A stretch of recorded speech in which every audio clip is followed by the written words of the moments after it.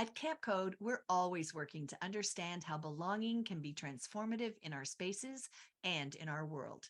Today, we chat with Rehs-Dupin of Transplaining for Camps to help us as we work to build inclusive practices that will create spaces of belonging for campers and staff of all gender identities and sexualities.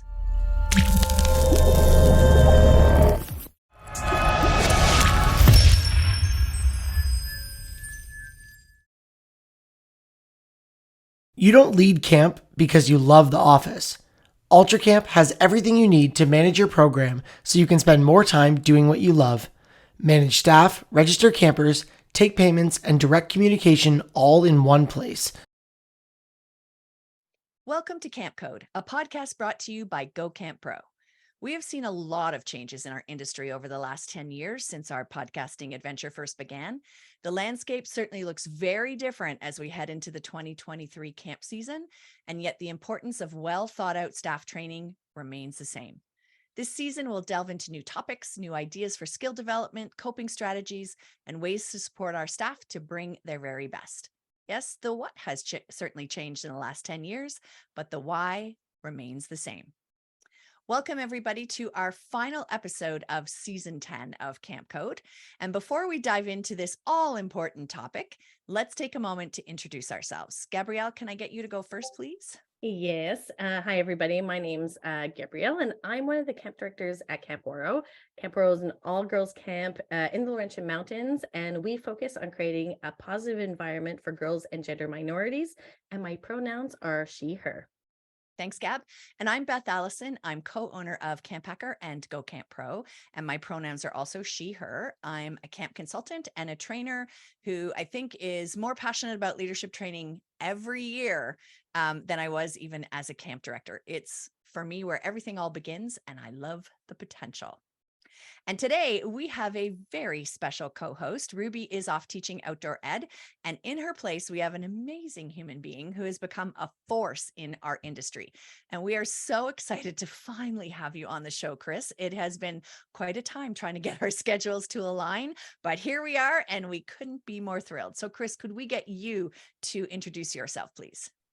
Yes, absolutely. Hello, everyone. I'm Chris Rehs-Dupin. I use the pronouns he, him, and I am the founder of an organization called Transplaining for Camps, and we're working to create a safer world for trans youth and adults through training, community conversation, and as much empathy as we can safely exert. In my spare time, I'm also the executive director of a new organization called Camp Reimagined, which is a property in New York. We have 1,200 acres. And although we are still really iterating on our mission, currently we are sitting with action through compassion. We exist to reorient youth to what is possible while working towards socially and racially just LGBTQ inclusive camp environments that center the voices of youth. I love that. Can we have Chris, a t-shirt? I want the whole mission on my t-shirt. On a t-shirt. It is fantastic. I want to just wear it all the time. You know, I love merch. Well, thanks again for being with us, Chris. We are so thrilled to have you here, and we cannot wait to dive in. So let's get started because there's only so much time and we have so many things we want to learn from Chris. Okay. So Chris, we talk a lot about our why at Camp Code. We would love to hear yours. Why do you do what you do? Why is it so important to you? Yeah, thank you so much. You know, I always try to stay in touch with my why. It's something that I feel like is really important, especially in doing some of the harder social justice work that I do with camps. And I think what it really comes to for me is I just think the camp experience is literally the best. I think that camp environments are the number one best place for kids to find who they are, kind of in the absence of adult pressures. You know, we have experiences that are kind of set apart from our normal community, whether that's at school, church, home, community, and we really are able to dig a little bit deeper on who we are. Another reason that it feels really important to me is like, I believe that representation in camp matters. And because camp experiences were so important to me, they were also really fractured, honestly, as a queer or trans young person. And I believe that everybody should have access to a camp experience. And when I had access to camp experiences, I also had to do a lot of internal work to make myself safe in those spaces. So it is such a gift to be able to be working with camps who are working toward a space where people of all genders and sexualities can be welcomed into the space. I often like to ask folks when I'm talking to them about their why, like what makes you so excited that you can't go to sleep at night? And this is what makes me so excited that I can't go to sleep at night, is truly the opportunity to meet folks where they are on their inclusion journey and walk with them with curiosity and compassion and empathy and all of the ways that we choose to do our work with Transplaining for Camps and Camp Reimagined. That is amazing. I am really sorry that you had a tough go of it in the beginning. But I have to give you credit for like pushing through and finding your own way when there weren't necessarily those adults there to help you through that. So I'm so grateful that you've now taken on that role to help others like us who want to be that adult. That's just amazing to me. It gives me goosebumps when I think about it. So thank you for that. Okay, so we know why you do what you do. You are someone who has become such, as I said in the intro, such a force in this industry, and people come to you all the time for advice about welcoming people into our camp community. So what are some of the most asked questions that you get from summer camps who come to you and like, Chris, please help us? What are they looking for? Yeah, there's a couple of things that generally kind of come up first. And then I help folks reorder the priority of their questions, actually, because the first two questions that people most often ask me are, what do we tell the parents? And Right. what do we do when they're mad? And I think those are really, really important Yeah. questions, but doesn't center who we're actually talking about, which is this very vulnerable population of queer and trans young people. So yes, I'm actually like also an expert in like really mad people, which is just a subspecialty of mine.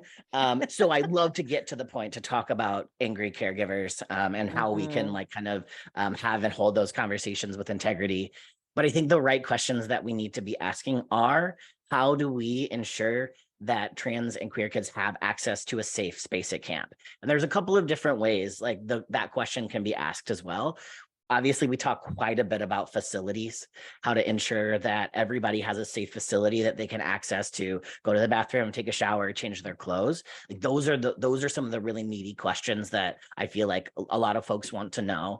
And then I think the other big piece that camps are like, especially in a post-2020 world, kind of grappling with is how to support queer and trans staff who have existed in these like really fractured ways, both by uplifting them, but also taking care of them, helping them find safety, and also helping them find boundaries around what safety looks like. So those are a couple of things that come up for sure. Thank you. Gab, is there anything else that you find staff and parents are asking you about your journey at Waro as you become more and more welcoming every single year? I think Chris's point of people's like first questions is how to manage parents more than anything. And that brings me to a couple of conversations I had with our alumni this summer. As you know, alumni, we had our reunion last summer, a couple of them, since we missed a couple of reunions, so you know we had them all at once. And as we are always informing and educating our alumni so they can grow with our organization, this was one of the biggest questions, and this is something also reiterated the camper care and the mission of the organization, which is where everybody feels like they can be their authentic selves. Like this is our mission. And then yes, I do talk about parents. I think that I think sometimes what I've noticed in some of the conversations with other organizations that are asking me, how do you help with that transition? Sometimes what is missing, I think, is maybe you have the training put in place, maybe you're just saying yes to acceptance, but how have you been working with your own community in creating a safe space? And then also, how are you working with individual families in finding out what they need and what their understanding of what camp life is, and making sure that this is a partnership truthfully at the very beginning. And I think those are the conversations I'm excited about having with people, and certainly my alumni, when they heard sort of that process, I think it just makes it less overwhelming, and also centering the child, I think, is is something that they understand, that's Of always been our course. mission. Right. So change doesn't become so scary at all. Nice.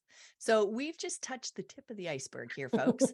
But we are going to stop for a quick break to hear from our sponsor. And when we come back, we're going to hear some more amazing thoughts and ideas from our guest, Chris. Mhm. Do you remember why you chose to get into the camping world? UltraCamp knows it wasn't because you loved paperwork. That's why they built a platform that's as flexible and affordable as it is powerful, so that you can keep your program moving forward. It includes pricing that is transparent and flexible and means that you can rest easy and focus on what's important, your campers. Low minimum entry, clear pricing with no hidden costs, flexible payment terms, and no long-term contracts. UltraCamp's goal is to help their clients spend less time in the office and more time doing what they love. Want to know if UltraCamp is the right fit for you? They offer free customized demo sessions so you can see their software in action. And you can sign up at ultracampmanagement.com/campcode. Okay, folks, we are back, and we just have just touched the surface of the things we need to talk about today. So Chris, I'm passing the microphone back to you. What we want to know are the trends that you see at camps that you wish all camps would start doing. So basic things that create this environment of belonging. What are sort of the best sort of practices that you've seen in your tours or heard about when you've been talking to your clients?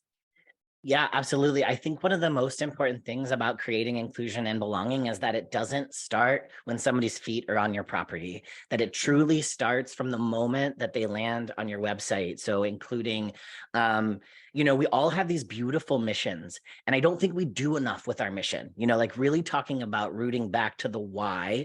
When this stuff gets hard, like people need to know why they believe that inclusion in this way is part of their true mission. And so when it gets hard, you can root back into that. So having not only your mission statement, but what your mission statement looks like in action. Like if you say respect is one of your values, how is respect operationalized in your program? And making sure that that starts at the beginning as soon as people kind of come to your website. So it's actually helping them build a more intentional community around your values that says, like, this is what we mean when we say respect, and we mean respect of all gendered identities and sexualities. So it tells people who need that space that they belong here, but it also tells people who might not want to consent to being in a space like that this isn't a space for you.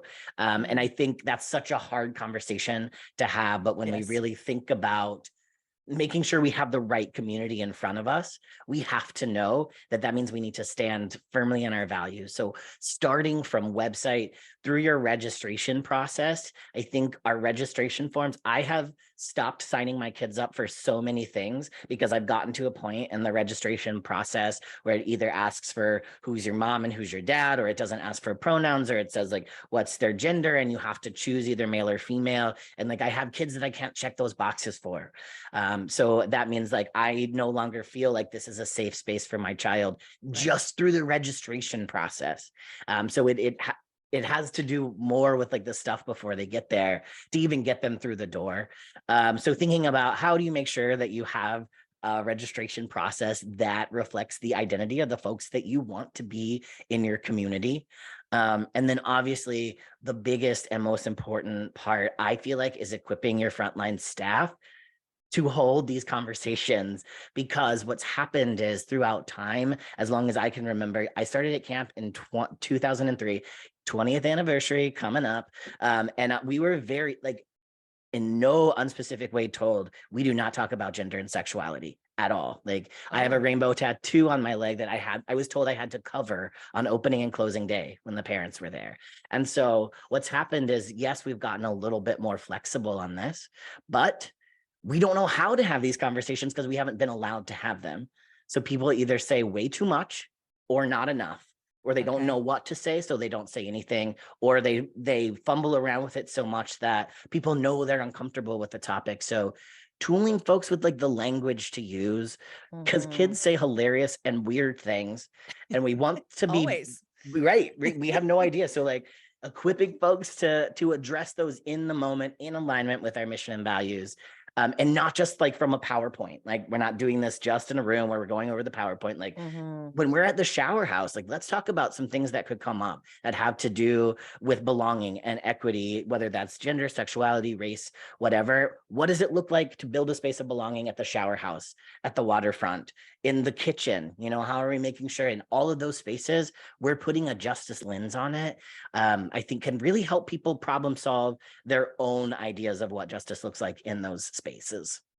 So you hit on this a little bit, but so for camps who are sort of starting out this process and trying to revamp websites and do the work, what's some of the language that because I think that sometimes you hit on this a little bit briefly, but it's like sometimes people get so stuck because they don't want to say the wrong thing. Yeah. And so they say no thing. Yes. So do you have some language tips that they can sort of, if they're getting started and starting out and really wanting to work on this? Yeah, absolutely. And I think it starts with language, right? Like we have to, it's a fluency truly in how to talk about people of different genders and sexualities. So I think coming up with, again, what is the intent of what you want to say on your website, doing the best that you can. Like, I mean, obviously like using Google, using resources that exist. But the most important thing is you're looking at resources that were generated by queer and trans people, not by folks who think they understand what the language is. So I think doing that first, like doing the Google thing, making sure you get it as clean as you can, and then bringing in somebody who's an expert in what the language should look like and have them look at it. Because it's really important that where that knowledge is coming from is from somebody who has an expertise. And the trick here is it can't just be like any gay or trans person that you can find, right? We often think like, oh, we have a trans person on staff, they can answer these questions. Number one, they might not be able to. Number two, they might not want to. Number three, you should probably pay them extra if you're asking them to do it. Making sure that it's authentic. And you have some sort resources on your website though, right? Like that they can download and purchase? Yes. We have lots of free resources through our Instagram account, but we are really working. This is the beauty of working with Camp Reimagined as well, is to use all of the practices that Transplaining has been talking about and putting them into action on the Camp Reimagined website as a camp.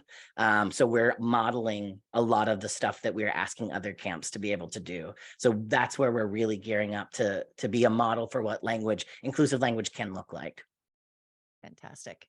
And I think that some of the things that you're talking about too, Chris, what you're chatting about sort of at the beginning of what you were saying is it's also not rooting our actions or our training in shame. The fact that the fact that you're, having to cover up your, rainbow tattoo, it's almost like we're allowed to do certain things in here, but once the quote unquote adults come, then we have to change our attitude or so I think this is sending a very uncomfortable message on so many levels.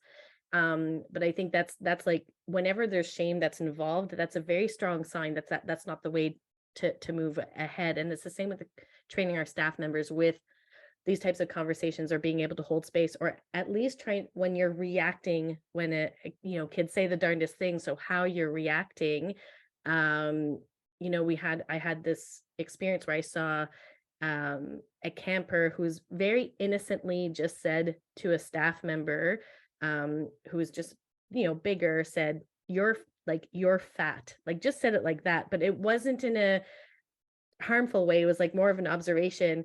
And this person, she turned around and like sort of patted her tummy. She says, yes, I am. I have a different body size.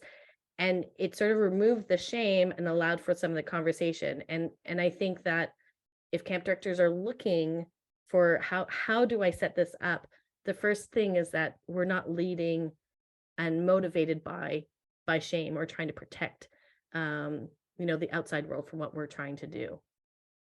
Yeah, I love that. And I think it is really equipping folks, like you can pat your tummy and say, yes, I'm fat. And like, that's such a beautiful example of how to think of that. I mean, I feel like one of the hardest things is being like a trans staff member who like transitioned in like pretty much in front of children over the course of a summer was that it was both confusing to them, and also I lived in a space where like they couldn't ask questions. except for like they didn't understand that part of the contract, right? Because kids ask Yeah. questions. Yes. So I was in All the more time. than a dozen conversations about I my could gender. only imagine. Right, yeah. Actually. Like we're told like you can't talk about this except for kids want to talk about it. So I'm left Mhm. kind of holding the bag of their curiosity. Yes. So like somebody's like, are you a boy or a girl? And I'm like, I don't know how to answer this. Am I Yeah. allowed to answer it? And so that shuts down the conversation. They feel ashamed for asking when Mhm. honesty would have just been like, you know, I was assigned female at birth and now I really like rocking this beard. Let's go play softball, right? Like that's Exactly. the whole answer. Instead of hold on, like let me call the communications department and see what I'm allowed to say to you. Mhm. Yeah, like just normalizing the language. Yeah, normalizing the language. And thanks for giving that example, because I think it also feels like taking off a lot of the pressure of having this formal, official, use the quote unquote right type of language. We want to encourage like questions. And obviously, like there's different, like there's our younger campers that weren't given the script of like what to ask and what not to ask, which thank you. That's why I'm in camping, the things that we hear. I have so much dirt on my families. I'm like, you should be nice to me. I know a lot. But I think like the other thing that you were talking about that we just sort of skimmed over that I want to bring back is what you're talking about, the PowerPoint in, you know, and doing that session. And yes, there's an importance to that, but there's an extreme intrinsic value of making sure every single one of your sessions that you're doing is looking at belonging within your session and who are the others that get othered in different areas of camp, including the content that we talk about. And so yes, shower houses is a really good example, but there's so many different examples. And when you do center the campers and you do center those that might not fit our general mold that we sort of create when we're creating these sessions, this is when we're truly getting the information through to our staff members. And it's not just because it's not just because we're being intentional in these different areas. It's because it's also repeating and it's giving examples and it's preparing them the most to create a safer space for our kids and also for themselves. So it's I love that piece what you're talking about, not just the PowerPoint. How do we bring this into other areas of our staff training? Yeah, and how do we look for like other sources of belonging, right? Like obviously like we want to ensure that people of all races, genders, and sexualities feel safe, but I also think there's a couple of other areas that camps don't always do a great job, and that is with new campers. Like we have a bias for old campers because they know the traditions. We have a bias for extroverts in camping, Yes, we like the do. kid who's like singing the loudest or You're being speaking on to stage. two introverts right now. Sorry, Yes, I outed so you, Beth, know. but it's true. It's true. You know. Yeah. But one of my favorite staff training activities is literally debriefing every single activity that I teach staff to do. Like, okay, now we've been at archery. Who does archery bring into belonging? Who is left out?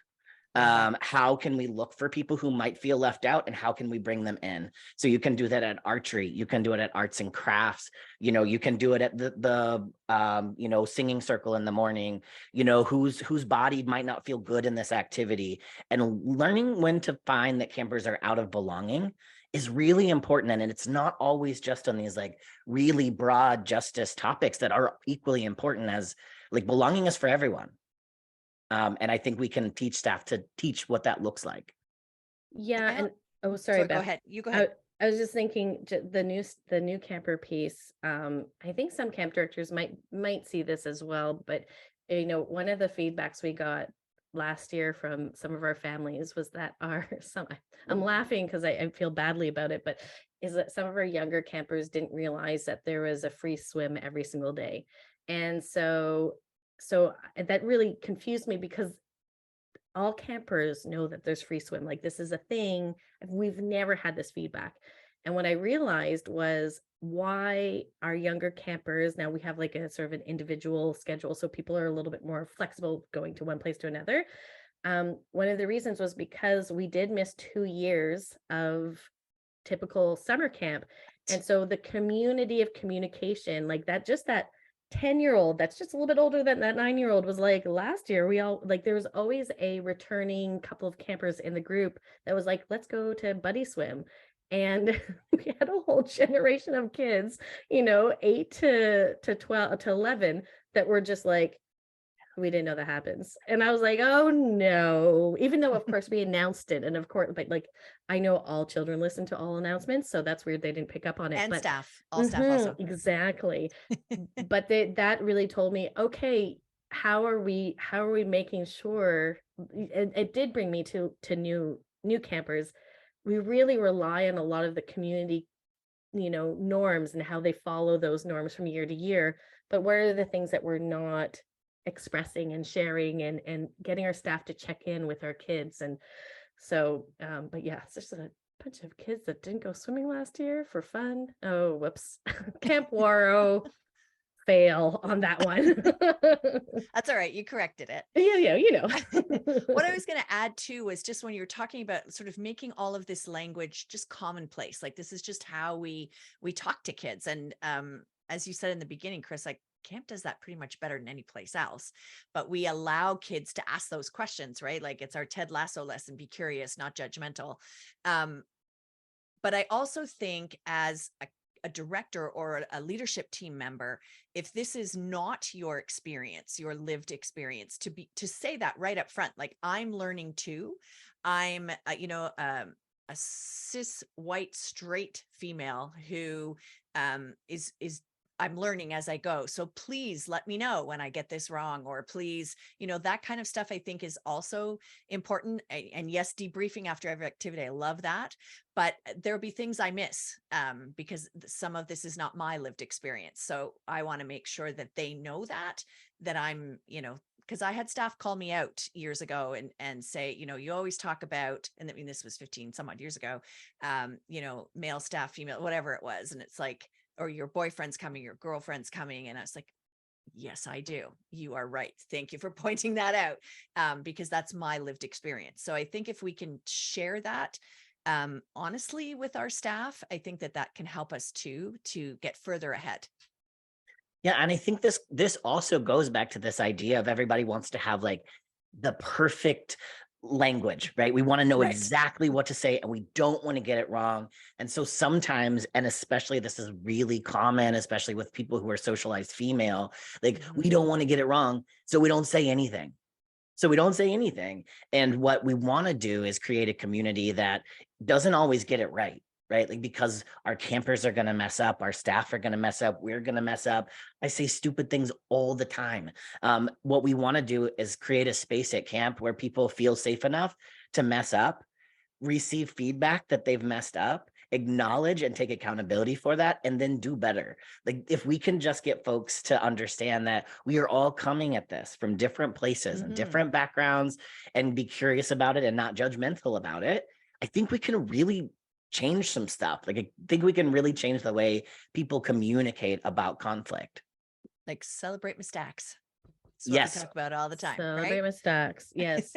And I wonder also, Chris, like, obviously Beth, like being transparent, so important with our staff, especially, I think in current climate with some lack in authority, trust and lack in authority figures, with some good understanding. We've spoken about this on Camp Code quite often, that the people that are working with us right now, there's a little bit of a lack of trust in authority figures for good reason. How the pandemic was handled maybe could have been dealt in a different way. Also how schools, because weren't supported very well, but they had to go a lot of back and forth, so it created a lot of frustration and some trust issues with authority figures. Some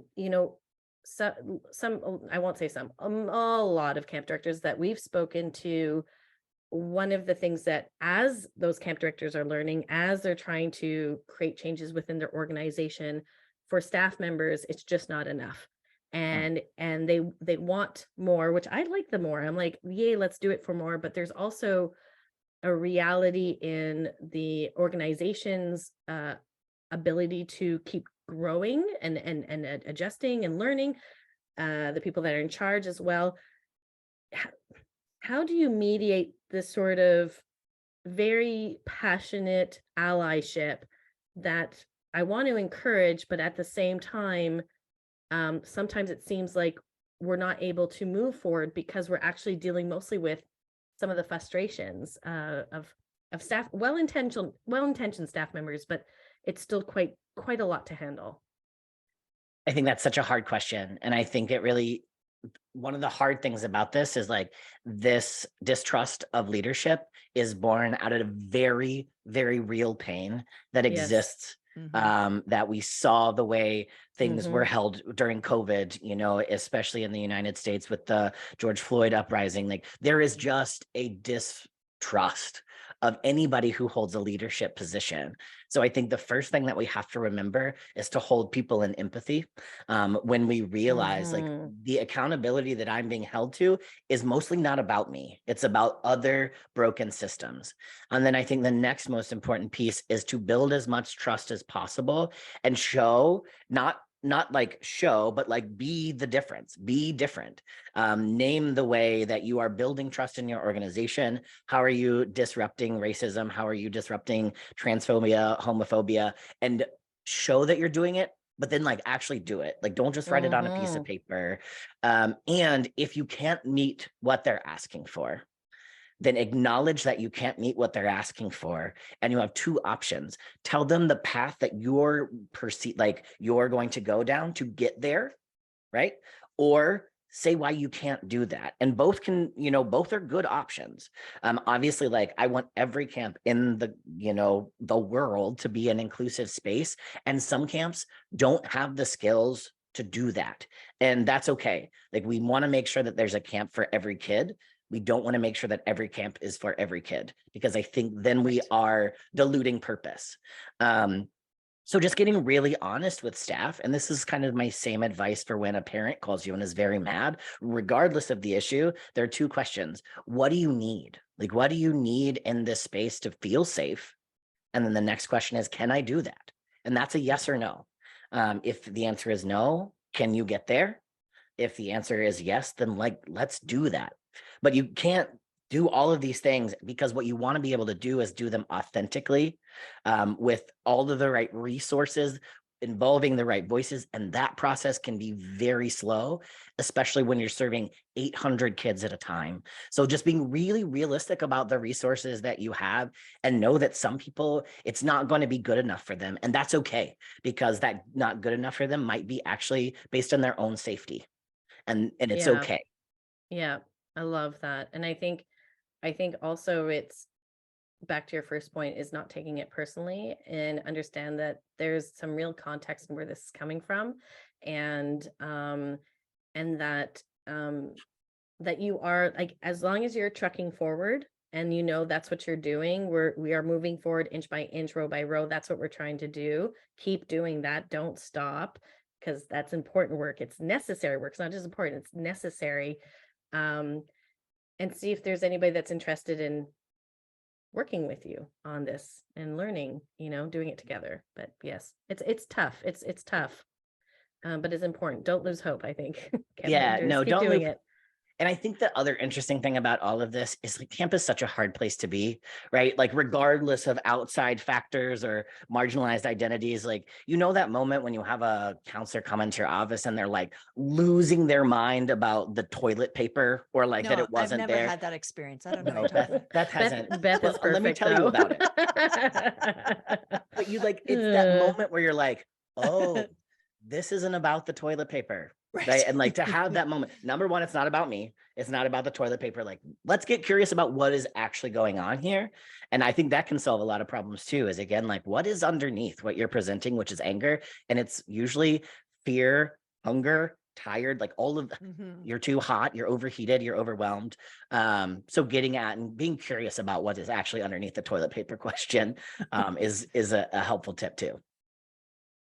Excellent. Love that. Okay, let's sort of transition a little bit, because we've kind of touched on this already, but what do those of us in leadership roles need to keep in mind throughout the summer about the experiences of trans folks? Like what should be sort of foremost in our minds, particularly if this is not our experience? How can we best be supportive?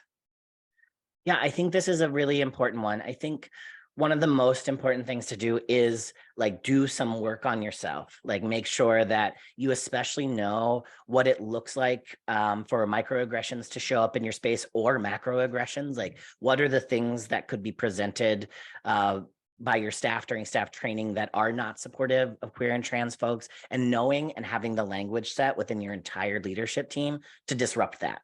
Right? Like, what does it look like when we're disrupting something that is harmful to anybody in our community, but especially marginalized folks? I think the other really important thing to like really know and sit into, although it's like pretty uncomfortable, is like, it's really hard to be a trans person right now. It's really hard to be a queer person right now. And it is especially hard for queer and trans people who want to work with young people. Because the cultural narrative right now, which is very loud and a very vocal minority, tells us that we're unsafe to work with kids, and that trickles out to your parents. And so I think we really need to be mindful of like what queer and trans folks who work with kids are carrying. And sometimes that's going to look like being really upfront with things that might happen at camp, right? Like a camper might come up to you and they might say, I don't believe that non-binary people exist, right? Like that's a fact. No matter what we do, no matter how we front load it, like kids say hilarious things and really harmful things. So are you in a space as a person who's living in this world that is so hard? Are you healed enough to help that person? You know, like, are you able to say like, yes, non-binary people exist. We're amazing, right? Like showing up in power. Are you able to show up in power in those spaces? And I think the other very important thing for leadership folks to know is like, by and large, queer and trans people just want to work at camp because it's fun. And we just want to do the same things as everybody else. Like I often say, I don't want to teach trans soccer. I don't, what even is that? I want to teach soccer just like everybody else. Like I truly don't have an agenda. I want it to be taco night, right? Like I want the same experience as everybody else. But we have to do a little bit more work to get folks in touch with safety so that they can be the best camp counselor that they can be, regardless of their gender identity or sexuality.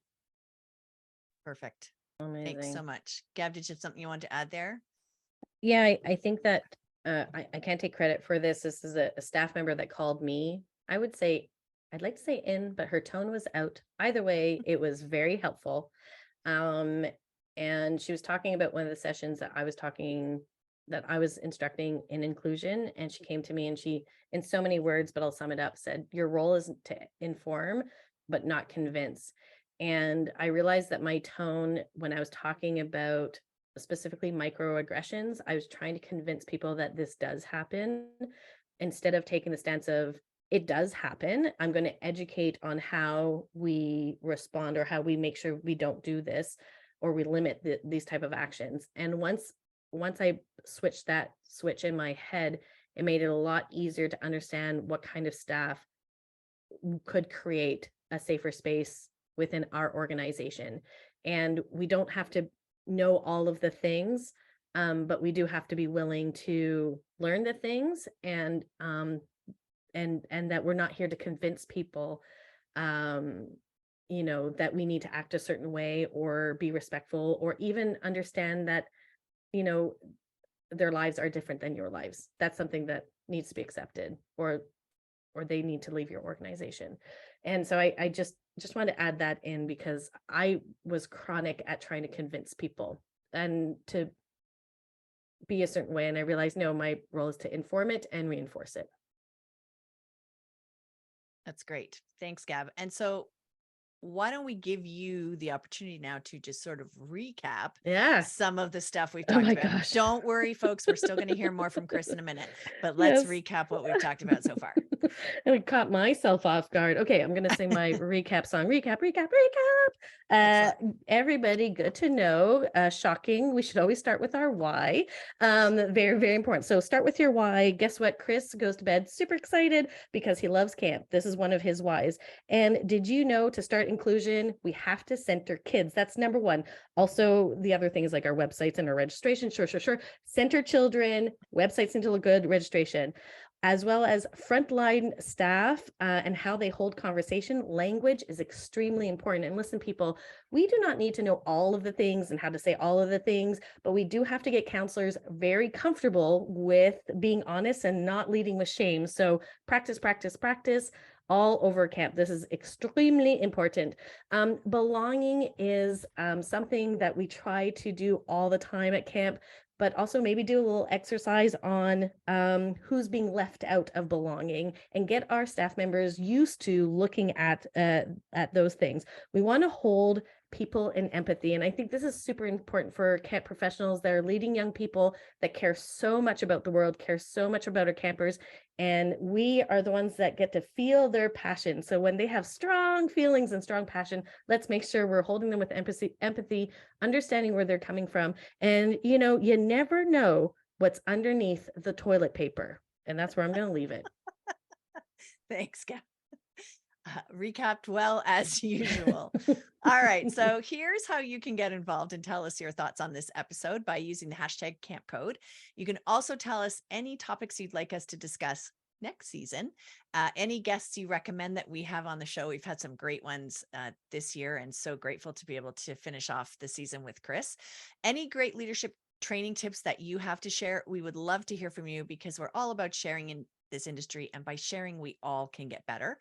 And if you found this podcast to be useful, we would love it if you could leave us a rating or a review in your podcasting app. Your feedback does help us keep the show going.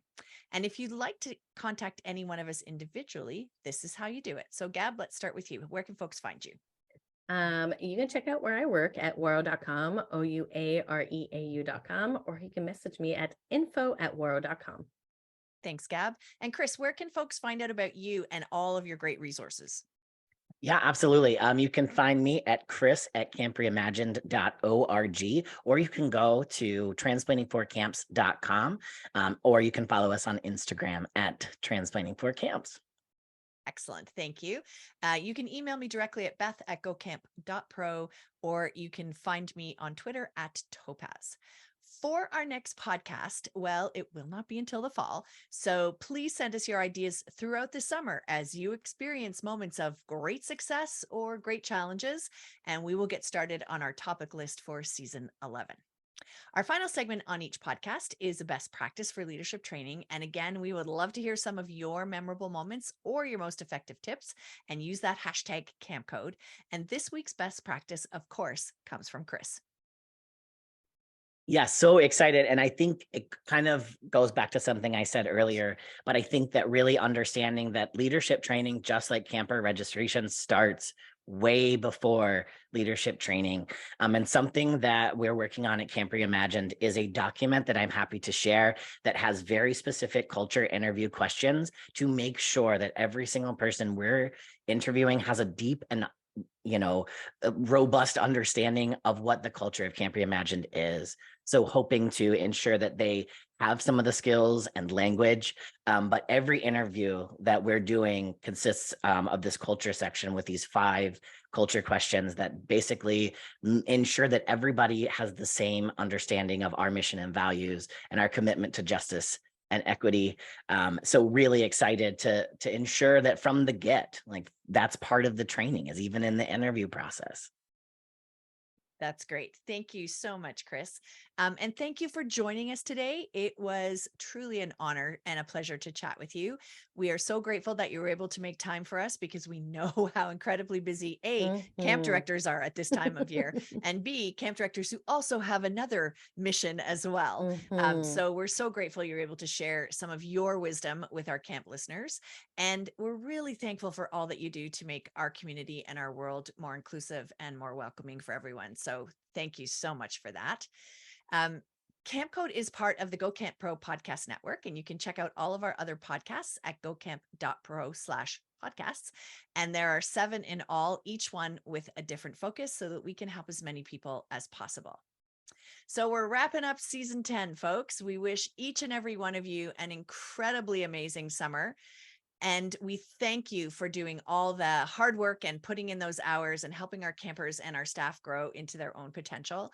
We could not be more thankful for each and every one of you. And speaking of thanks, ours go out to UltraCamp, our sponsor, to Etienne Cobalt Lefebvre, who is our editor, and of course, Matt Iskis Wilfred, our executive producer. Thank you all for keeping us on track and making us sound good. So from all of us here at Camp Code, thanks for the listening, friends, and we'll see you in September.